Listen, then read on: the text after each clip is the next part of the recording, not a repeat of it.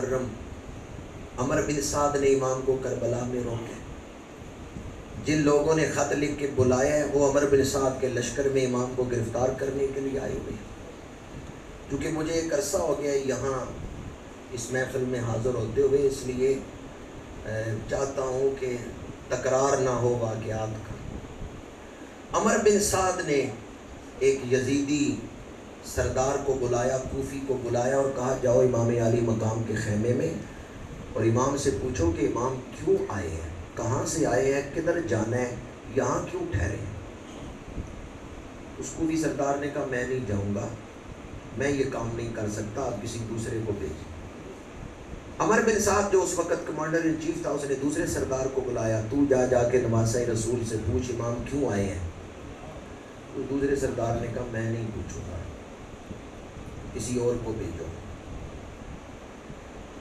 جتنے سرداروں کو بلا کے عمر بن سعد نے کہا کہ جاؤ جا کے امام سے پوچھو کیوں آئے ہو، کسی نے بھی حامی نہیں بھری کہ میں جا کے پوچھتا ہوں۔ ہر ایک نے معذرت کی کہ کیوں نہیں جاتے تھے امام کے خیمے میں، کیونکہ جا کے پوچھنا یہ تھا کہ آپ یہاں کیوں آئے ہیں۔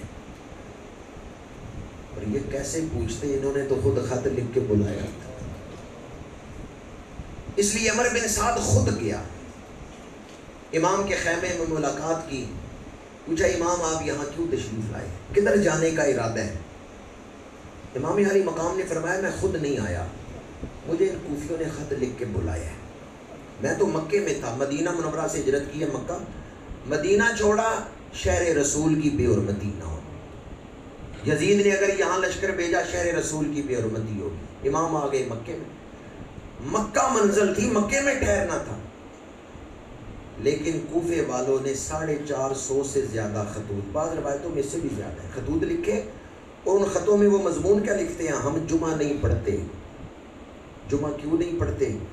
جمعہ وہ پڑھاتا ہے جو یزید کا بنایا ہوا خطیب ہے، حالانکہ وہ صحابی رسول ہیں، حضرت نعمان بن بشیر رضی اللہ تعالیٰ عنہ اور محب اہل بیت ہے۔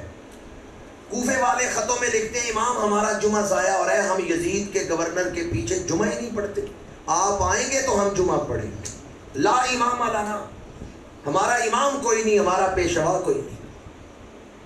اتنے خطوط آ گئے تو پھر امام نے مشورہ کیا، پھر حضرت مسلم بن عقیل کو بھیجا، پھر شرعی طور پہ امام پابند ہوئے کہ اگر نہیں جاتا قیامت کے دن یہ میرے خلاف گواہی دیں گے۔ آپ نے سفر شروع کیا۔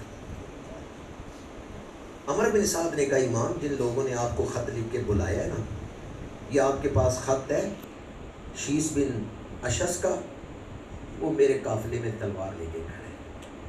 یہ ابن ربی کا خط ہے، وہ دیکھیں تلوار لے کے کھڑے ہیں۔ اب تو آپ پر صورتحال واضح ہو گئی کہ جنہوں نے آپ کو بلایا ہے وہ وعدے پہ قائم نہیں رہے، وہ آپ کے خون کے پیاسے ہیں، وہ یزید سے تنخواہ لے رہے ہیں، وہ میرے لشکر میں ہیں۔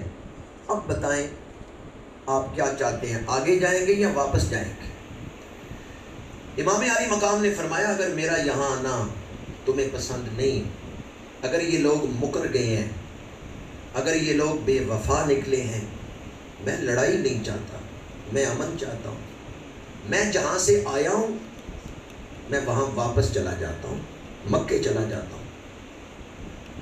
عمر بن سعد نے کہا یہ تو بہت اچھا مشورہ ہے آپ کا، میں بھی یہ چاہتا ہوں کہ لڑائی نہ ہو اور آپ واپس چلے جائیں۔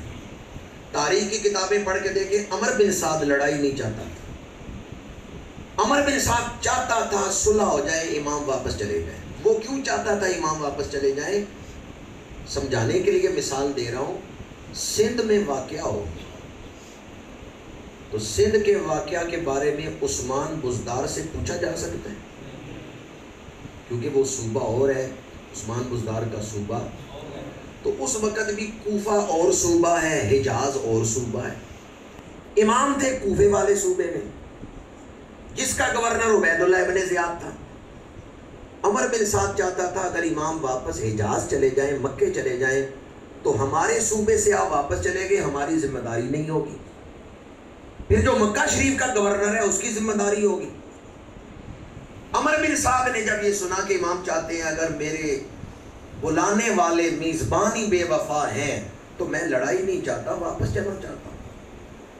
اس نے ایک تیز رفتار سوار بلایا، خط لکھا، اس خط میں اس نے 2-3 تجاویز لکھی، گورنر کوفہ کے پاس خط بھیجا کہ اگر تم اجازت دو تو میں جو پہرا بٹھایا ہے، جو راستہ روکا ہے وہ کھول دوں اور امام واپس چلے جائیں۔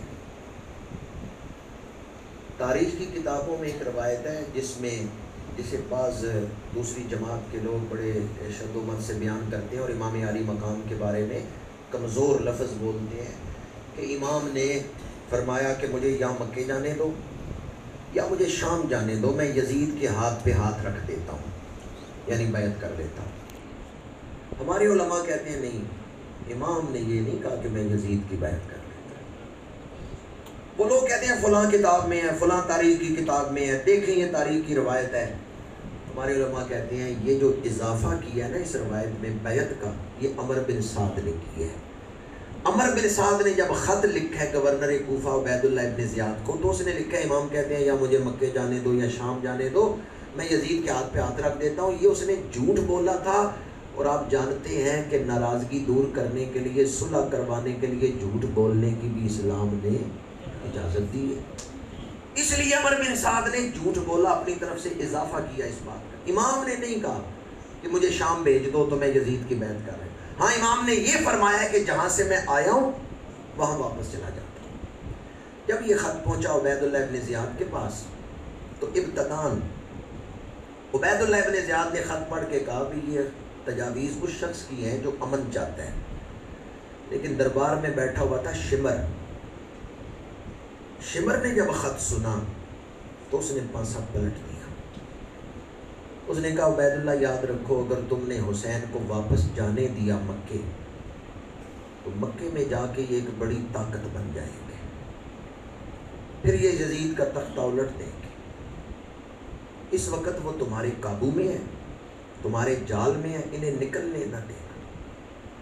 پھر شمر نے کہا میں نے سنا ہے کہ عمر بن سعد تو بچپن کا دوست ہے امام حسین، اور میرے مخبروں نے یہ بھی بتایا کہ آج کل رات گئے تک یہ دونوں بیٹھے رہتے ہیں اور پرانی محبتیں تازہ کر رہے ہیں۔ تم عمر بن سعد کو عہدے سے ہٹاؤ، مجھے بھیجو، میں جا کے لڑائی کرتا ہوں، میں جا کے اس قصے کو تمام کرتا ہوں۔ عبید اللہ ابن زیاد نے اس مشورے کو مانا، شمر کو لشکر دے کے بھیجا، اور شمر نے آ کے پھر عمر بن سعد کو کہا کہ تو عہدے سے معطل ہے، میں کمانڈر ان چیف ہوں، اب میرا حکم چلے گا۔ اگر اس وقت عمر بن سعد عہدہ چھوڑ دیتا بچ جاتا۔ آج میں نے تقریر شروع کی کس تمہید پر؟ اس امت کی پہچان کیا ہے؟ فکر آخرت۔ عمر بن سعد دنیا پرست تھا۔ جب اسے کہا گیا نا تو عہدہ چھوڑ دے، اس نے کہا رہ کی حکومت میرے ہاتھوں سے جا رہی ہے۔ یہ سارا ایران جو ہے نا، موجودہ ایران، اس کو تاریخ کی کتابوں میں رے لکھا گیا، نام بدل جاتے ہیں وقت گزرنے کے ساتھ، تو پہلے اس کا نام رے تھا۔ اس نے کہا اتنا بڑا ملک میرے ہاتھ سے نکل رہا ہے۔ اس نے دنیا نہیں چھوڑی، وہ دنیا پرست ثابت ہوا۔ اس نے کہا میں لڑوں گا۔ اگر اس وقت وہ جناب حر والا کردار ادا کرتا کہ حر نے دنیا کو ٹھوکر ماری ہے اور امام کے قدموں میں آ گیا ہے، اگر عمر بن سعد بھی اپنی بات پہ قائم رہتا، آج اس کی عزت کو بھی لوگ سلام کرتے، لیکن اس پہ لعنتیں پڑ رہی ہیں۔ کیوں؟ وہ قاتل ہے، اس نے ظلم کیا آل رسول، اور ظلم کا سبب کیا بنا ہے؟ دنیا پرستی۔ جب فیصلہ کرنے کا وقت تھا نا، اس وقت وہ دنیا کو چھوڑ نہیں سکا۔ دنیا کی حکومت کی لالچ میں اس نے کہا میں لڑوں گا۔ اور عمر بن سعد کا ذہن کس نے بدلا ہے؟ اس کی جو امن کے لیے کوششیں تھیں ان کو کس نے ختم کیا ہے؟ جی ہمارے علماء اکثر کہتے ہیں کہ کربلا والوں کے قاتل شیعہ ہیں، سنا ہوگا آپ نے۔ جب ہم یہ کہتے ہیں نا کہ شیعہ نے علی ہی قاتل ہیں، تو موجودہ دور کے شیعہ جو ہیں ان کو غصہ لگتا ہے۔ میں آپ کو نہیں کہہ رہا جو موجودہ دور کے شیعہ ہیں، میں تو اس دور کے شیعوں کو کہہ رہا ہوں، اس لیے ذرا فرق رکھیں۔ وہ اس دور کے جو شیعان تھے نا، وہ قاتل ہیں کربلا والوں۔ تو لوگ ہمارے سامنے عمر بن سعد کا نام پیش کرتے ہیں، بھئی یہ صحابی رسول کا بیٹا ہے عمر بن سعد۔ میں کہتا ہوں تاریخ پڑھ کے دیکھو، عمر بن سعد صلح کر رہا تھا، شمر نے آ کے صلح ختم کروائی۔ اور شمر کون تھا؟ صفین کی جنگ میں اس نے حضرت علی کی بیعت کی ہوئی۔ شمر کون تھا؟ 16 حج کی ہے شمر نے، مرید تھا حضرت علی شیر خدا کا، پیچھے نمازیں پڑھتا تھا. سسرالی خاندان میں سے حضرت علی شیر خدا کے سسرالی خاندان میں سے ہے شمر. حضرت عباس کی جو والد ہے نا ام البنین، ان کے خاندان میں سے ہے شمر. حضرت علی شیر خدا کے سسرالی خاندان میں سے شیعان علی میں شامل تھا شمر. لیکن جب صفین کی جنگ ختم ہوئی اس کے بعد ایک گروہ نکلا جو خارجی تھا. اس نے نعرہ لگایا لا حکم الا للہ، تو یہ خارجیوں میں شامل ہوا شمر. پھر یہ حضرت علی شیر خدا کا بھی گستاخ ہو گیا. ابتدان شیعان میں شامل تھا، بعد میں حضرت علی شیر خدا کا بھی گستاخ ہو گیا. حج کتنے کیے تھے اس نے؟ میں نے اس لیے آپ کو اس کا حوالہ دیا ہے کہ حج اس نے 16 کیے تھے. پریا اسی دا جانیے جس کا بندہ جب عبادت کرتا ہے نا تو شیطان کہتا ہے کر تو لی ہے پر میں توڑ نہیں چڑھنے دوں گا. سب سیاں رل پانی نو چلیاں تے کوئی کوئی مرسی بھر کے، جس نے بھر کے سر تے رکھیا پیر ترن. شمر بدبخت نے آ کے کمان سنبھالی. عمر بن سعد نے کہا نہیں میں پہلا تیر چلاؤں گا، میں لڑاؤں گا فوج کو. اب یہ دونوں کمانڈر ہیں اس لشکر کے، دونوں قاتل ہیں کربلا والوں کے، اور دوسری طرف نواسہ رسول ہے. امام علی مقام نے 10 محرم کو یزیدیوں کی طرف آ کے فرمایا کہ میری بات سنو، مجھے دیکھو، میری بات سنو، میں تمہیں دوزخ سے روکنا چاہتا ہوں. لیکن وہ آپس میں شور مچاتے ہیں. امام کی تقریر سننے کو وہ تیار نہیں. اس وقت امام علی مقام نے فرمایا، امام کے ساتھ حبیب ابن مظاہر تھے، مسلم بن اوسجہ اسدی تھے. امام نے انہیں فرمایا جانتے ہو یہ کیوں نہیں میری تقریر سنتے، اور جب میں بولنا چاہتا ہوں تو یہ شور کیوں مچاتے ہیں؟ ان کے پیٹ میں رزق حرام ہے اور ان کے دلوں پہ مہر لگ گئی. اور جب کسی کے دل پہ مہر لگ جائے حق سامنے بھی ہو حق نظر نہیں آتا. شروع میں نے اس نور کا ذکر کیا جو دل کو ملے تو آخرت کی فکر پیدا ہوتی ہے. لیکن جس کا سینہ اس نور سے محروم ہو جائے اور بندہ گمراہی کے راستے کو خود پسند کرے، اللہ کسی پہ ظلم نہیں کرتا، اللہ پاک ہے. انسان خود اپنے اوپر ظلم کرتا ہے. پیدائشی طور پہ ہر انسان ہدایت قبول کرنے کی صلاحیت لے کے پیدا ہوتا ہے، لیکن دنیا میں آ کے جب وہ مسلسل حق کو ٹھکراتا ہے، باطل کو اپناتا ہے، حق کی ناقدری کرتا ہے، پھر اس کا دل سخت ہو جاتا ہے، پھر اس کے دل پہ مہر لگ جاتی ہے، پھر اس کو حق سنائیں بھی وہ حق قبول نہیں کرتا. امام علی مقام نے ایک تو زبان سے سمجھایا، ان پہ اثر نہیں ہوا. اب امام نے اتمام حجت کے لیے اپنی کرامت دکھائی ہے. یہ آنکھیں رکھتے ہیں، میری کرامت دیکھ کے یہ ہدایت کو قبول کر لیں. ابن جوزہ کوفی تھا، وہ اگلی صفوں میں آیا، سواری پہ سوار تھا اور بلند آواز سے کہہ رہا ہے این الحسین و این الحسین، حسین کہاں ہے، حسین کہاں. کیونکہ کچھ دیر پہلے تو امام فرما رہے تھے میری بات سنو، اور وہ کوئی سننے کو تیار نہیں تھا.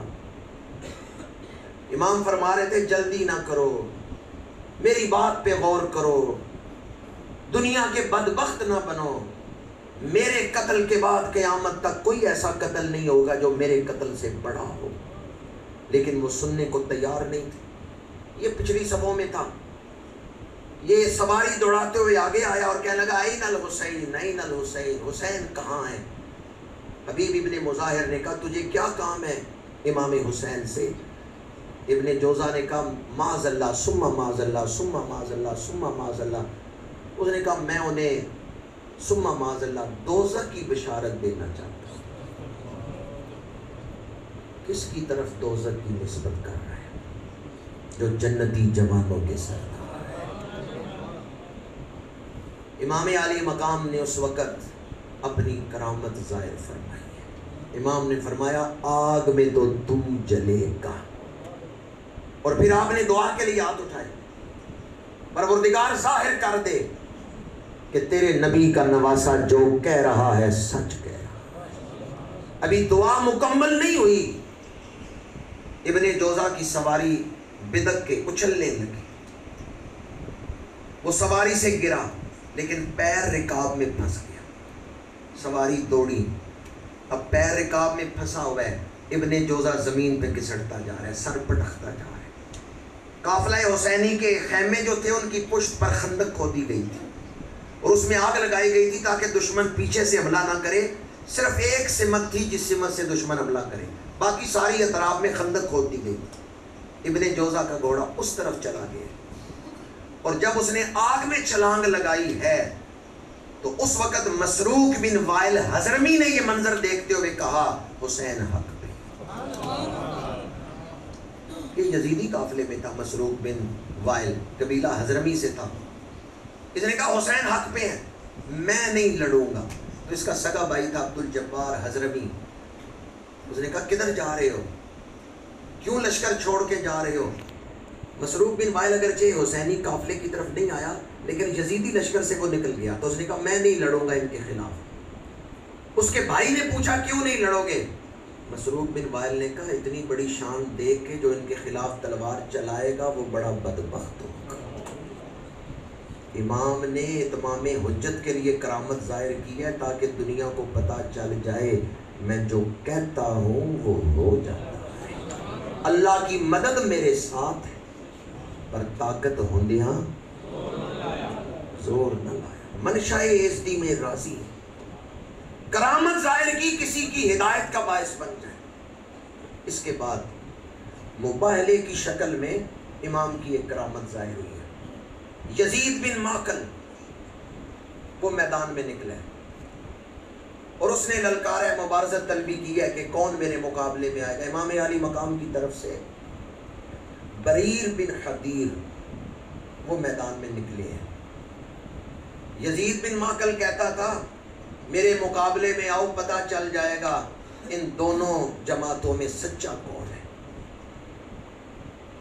جو بچ گیا میری اور تمہاری لڑائی میں, بریر سے کہا یزید بن ماکل نے, وہ سچا ہے, جو قتل ہو گیا وہ جھوٹ ہے. اور یہی بات جناب بریر نے بھی کہی کہ پروردگار ظاہر کر دے ہم دونوں میں سچا کون ہے اور جھوٹا کون ہے. میں امام حسین کی طرف سے ہوں, یہ یزیدی قافلے کی طرف سے ہے. یہ مباہلے کی ایک شکل ہے. جب یزید بن ماکل نے بریر پہ حملہ کیا, بریر کس کی طرف سے ہے؟ ماشاءاللہ غور سے سنیں, یہ حسینی ہے. یزید بن ماکل نے بڑے تمتراک سے, غرور گھمنڈ سے حملہ کیا کہ میں بڑا بہادر ہوں. بریر نے ڈھال پہ روکا, ایک ہی وار کی ہے اور اس شدت سے کیا ہے کہ یزید بن ماکل کی خود کو کاٹتے ہوئے تلوار چہرے تک پہنچ گئی.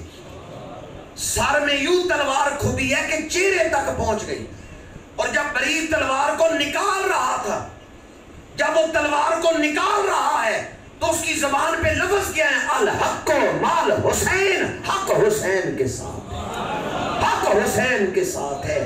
3 دفعہ اس نے کہا حسین حق پہ ہے, حسین حق پہ ہے, حسین حق پہ ہے.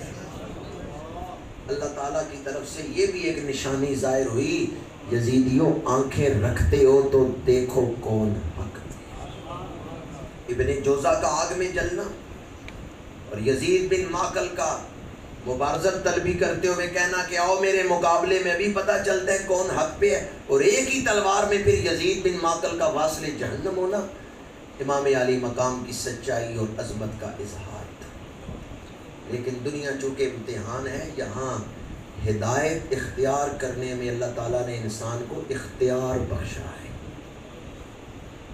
امام علی آخری بات کر رہا ہوں, گفتگو کو سمیٹ رہا ہوں.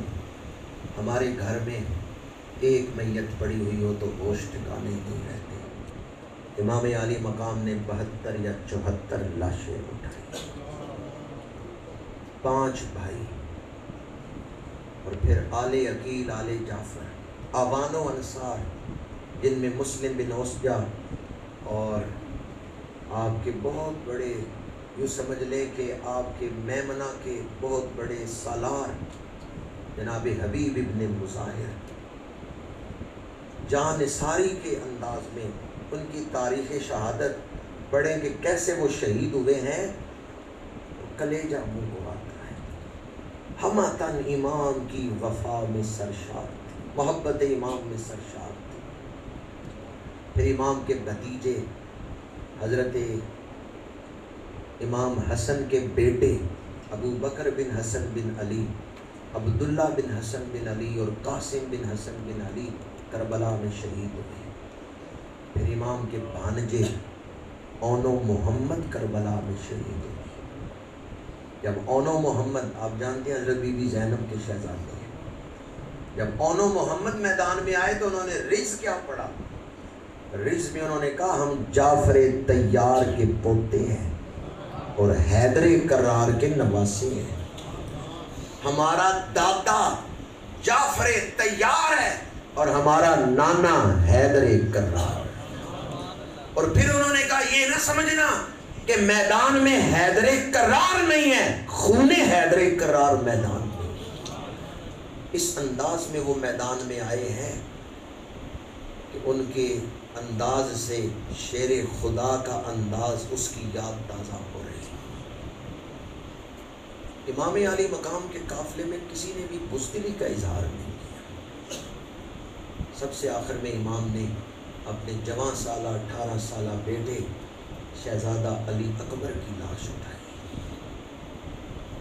قربانی دینے کا جذبہ اور پھر اس میں اپنی شخصیت، اپنی وجود کو، اپنے حواس کو قائم رکھنا، یہ کربلا سے سبق ملتا ہے۔ 18 سالہ بیٹے کا سر گود میں ہے اور بیٹا بھی ہم شکل پیغمبر ہے۔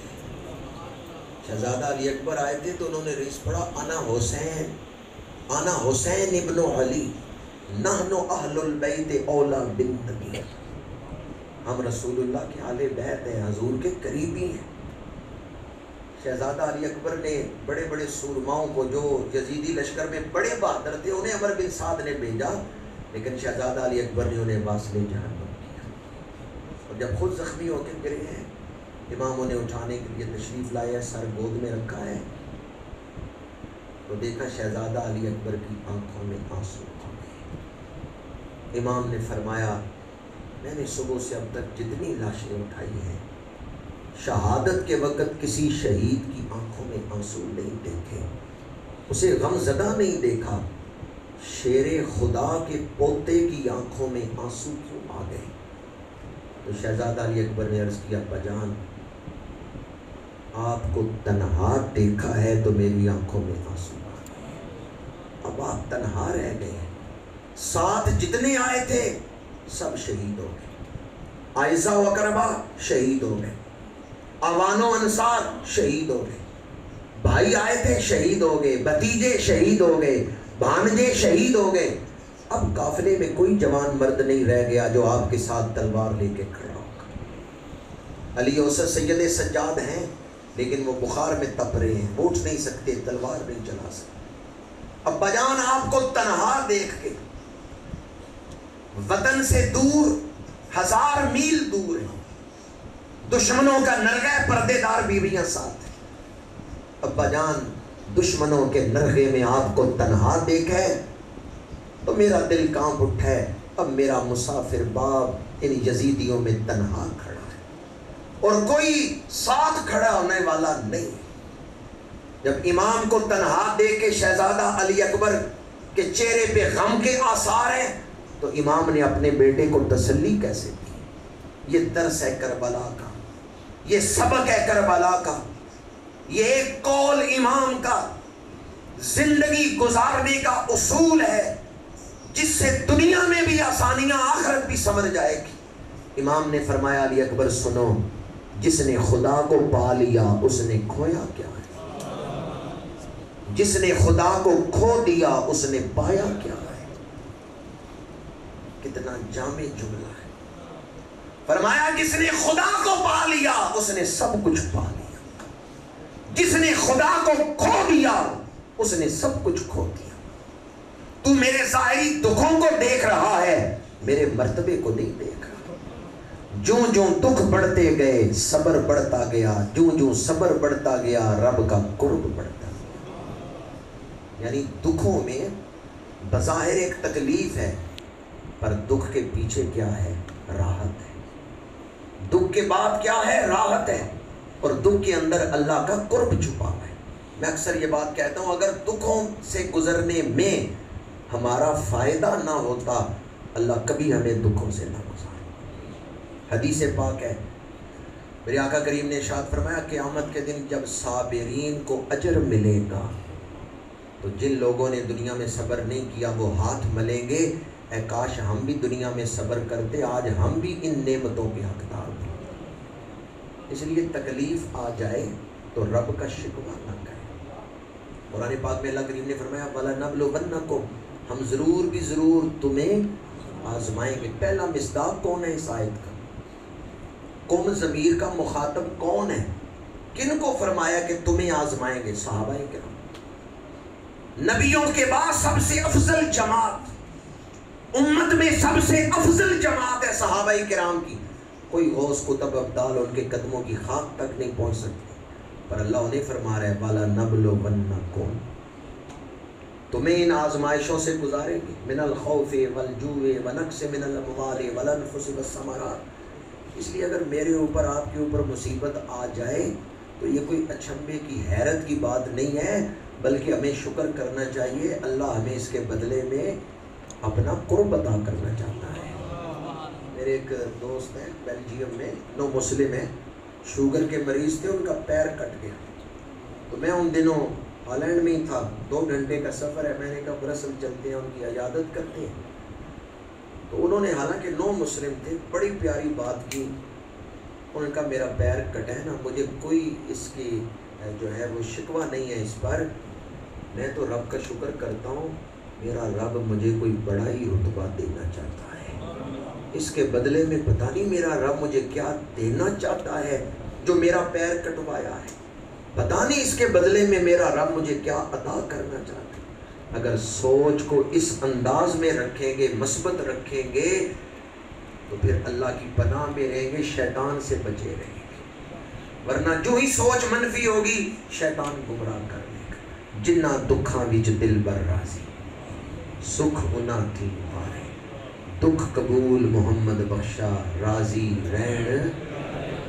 امام نے جو آخری نصیحت کی اہل خیمہ کو، کوئی بی بی بال نہ کھولے، چہرہ نہ پیٹے، بین نہ کرے، میرے نانا کی شریعت ان چیزوں کی اجازت نہیں دیتی. صبر کی تلقین کر کے امام خیمے سے نکلے اور یزیدیوں کے سامنے آ کے آخری خطبہ جو دیا اس میں اپنے فضائل بیان کرنے کے بعد یہی فرمایا کہ میرے قتل کے بعد قیامت تک کوئی ایسا قتل نہیں ہوگا جو میرے قتل سے بڑا.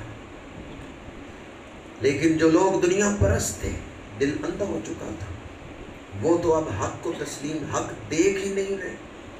حق سامنے ہے لیکن حق کو قبول نہیں کرتے.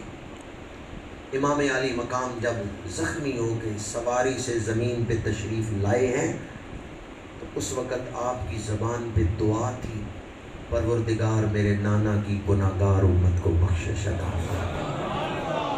ہم کیوں نہ 10 روزہ محافل کر کے امام کی بارگاہ میں ارمغان عقیدت پیش کریں. ہماری بخشش کے لیے امام نے اس وقت بھی دعا فرمائی جب جسم سے خون نچڑ رہا ہے، پورا جسم زخمی ہے، اس وقت بھی میرے گناہوں کی بخشش کے لیے امام دعا فرمائے. سواری سے زمین پہ آئے ہیں، دور خیمے کی اوٹ میں ایک بہن دیکھ رہی ہے کہ میرا زخمی بھائی سواری سے زمین پہ آ گیا. دور خیمے کی اوٹ میں ایک بیٹی دیکھ رہی ہے کہ میرا مسافر باپ سواری سے زمین پہ آ گیا. دوڑی حضرت سید سجاد کو اٹھایا، وہ خیمے میں بخار سے تپ رہے تھے. بی بی سکینہ کہتی ہیں بھائی سجاد اٹھو، دیکھو ابا جان زخموں سے چور چور ہیں اور سواری سے زمین پہ گر پڑے. سید سجاد لاٹھی ٹیکتے ہوئے میدان کی طرف آئے. جب وہاں پہنچے ہیں تو کیا دیکھے؟ امام کا سر سجدے پہ ہے، شمر پشت پہ بیٹھے اور گردن مبارک پہ خنجر چلا رہا ہے. کبھی سجدے میں سر ہے، کبھی نیزے پہ سر ہے. اقرار بھی کمال ہے، انکار بھی. اللہ کی عظمتوں کا اقرار کیا ہے، تلواروں کے سائے میں رب کو سجدہ کر لیں۔ اقرار بھی کمال ہے اور انکار بھی، گھر بار لٹا دیا ہے پر باطل کو تسلیم اس عشق دی ریت انوکھڑی ہے، اے نین ملا کے لٹ لیتا، کربل وچ شاہاں نو محبوب وکھا کے لٹ لیتا، اس عشق دی ریت انوکھڑی ہے، اے نین ملا کے لٹ لیتا۔ امام علی مقام نے بتا دیا دین سب سے قیمتی، اللہ کی محبت کی اہمیت کیا ہے کہ اس کی خاطر قربانیاں دی جا سکتی۔ اپنے نفس کو راضی کرنے کے لیے دین کے اصولوں کو نہ توڑو، اپنا آپ قربان کر دو اس رب کے لیے، جان سے بڑھ کے جان دینے والے سے محبت کرو۔ یہ کربلا والوں کا پیغام ہے۔ آئیں آج ارادہ کرتے ہیں جو زندگی باقی ہے وہ امام کی تعلیمات پر عمل کرتے ہوئے گزارے۔ کون سی چیز آپ کو اس محفل میں کھینچ کے لائی ہے؟ محبت امام، اہل بیت کی محبت۔ امام نے کیوں قربانی دی ہے؟ دین بچے۔ کیوں قربانی دی ہے؟ جس دین کو بچانے کے لیے امام، وہ دین آپ نے اپنے گھر میں رکھا ہوا ہے یا نکالا ہوا ہے؟ نہیں، آپ سے پوچھ رہا ہوں۔ یہ گھر جا کے فیصلہ کریں کہ اگر قیامت کے دن امام نے پوچھ لیا میرے ساتھ محبت تھی، کیسے زندگی گزار کے آئے ہو؟ نماز پڑھی ہے، روزے رکھے ہیں، حج کیا ہے، اگر یہ ساری چیزیں نہ نکلیں تو پھر ہم کیا منہ دکھائیں گے؟ امام نے قربانی دی مسجدیں آباد ہوں، اگر ہم نے مسجدیں نہیں آباد کی۔ امام نے قربانی دی لوگ قرآن سے تعلق جوڑے، ہم قرآن سے نہ تعلق جوڑیں، تو پھر کیا ہم نے امام کی قربانی کا مقصد سمجھے؟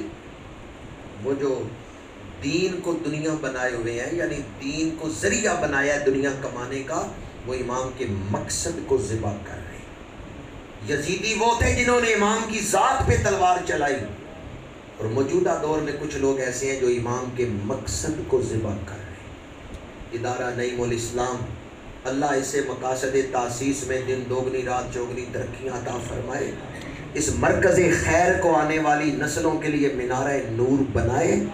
آئیں آج اس ادارہ نعیم الاسلام کے تحت اس مسجد میں بیٹھ کے ارادہ کریں ہم امام علی مقام کے مشن سے وفا کرتے رہیں۔